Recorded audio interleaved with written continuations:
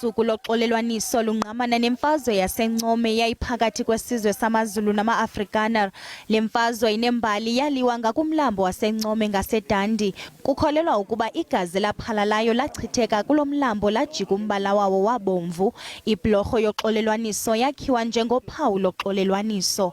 Olu suku lukhunjulwa minyaka le ngomculo nangomdaniso. Reconciliation, it means if I had a fight with you, I realize I was wrong, and you do this a similar thing, we sit down, and we haven't seen such. And as you can see, they are that side and you are this side. It means as black people, we have a lot of work on working on ourselves.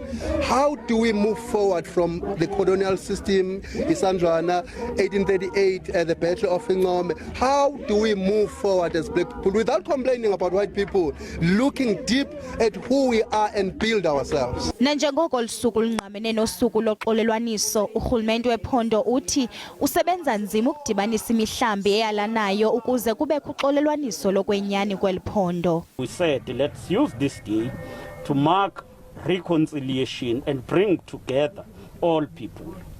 It is, however, clear that that reconciliation process has not been completed.